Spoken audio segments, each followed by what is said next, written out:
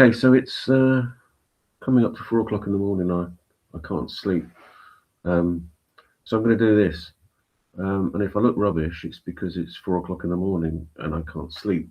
And also because it's me, so I'm going to look rubbish. I've been thinking about artificial intelligence and the crucial question of whether or not a machine can get a joke. Not tell a joke, but get a joke.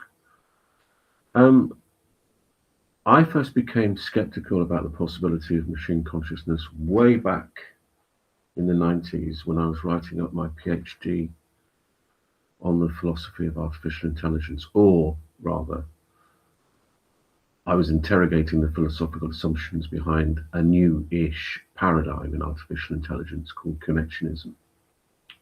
Enough of that. That's just jargon, really.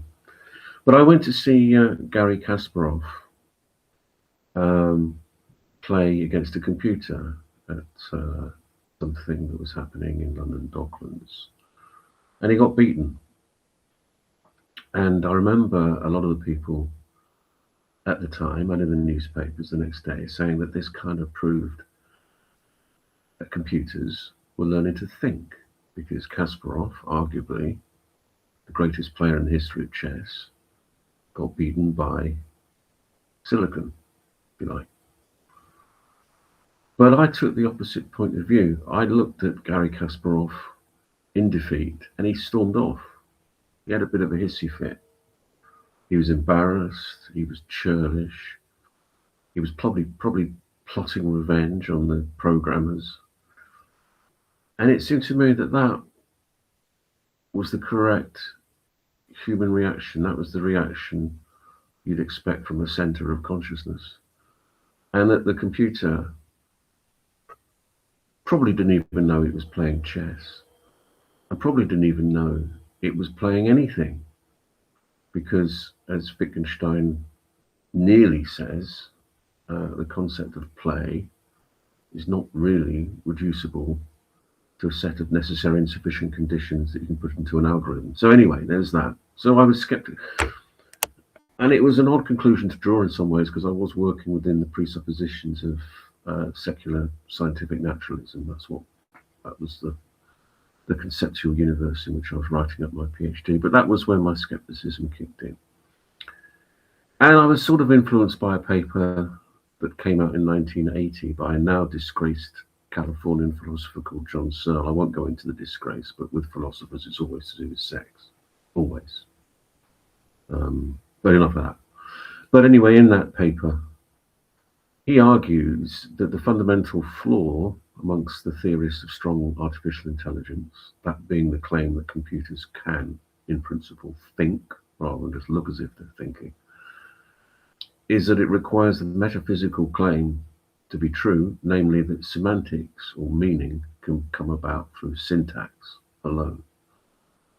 And Searle argues in that paper that this is a metaphysical impossibility. And I think he's right. About jokes, then.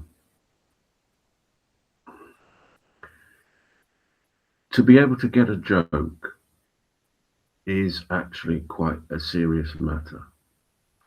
And it involves massive cognitive complexity. It's one of those things that we do and we can't quite explain how we do it. We have amusement, which is a way of looking at things, which generates laughter, which is a physical expression of the amusement. But all of that is, for some reason, underwritten or underdescribed in the philosophical tradition. Kant says some stuff about it. Aristotle does. Freud obviously links it to sex because it's a thing, and Freud links anything to sex. But philosophers haven't really written enough about it. It always struck me as being an extremely interesting part of the philosophy of mind. Why is it that we find things amusing, whereas non-human animals don't? And it seems to mark us out as different in kind from animals, and also different in kind from machines. I won't argue the point in any more depth than that. Simply to say that build me a machine that can get a joke as well as tell a joke and storms off when it loses a game of chess, and I'll begin to think that we can build machines that are conscious in the way that we are. Like with all things in the philosophy of mind, the error goes back to Descartes here. When Descartes insisted that there were two substances, thinking substance or minds and consciousness, and extended substance, which is the world of measurement, which is material bodies, he inevitably left it open for people to treat consciousness as, in the end, being measurable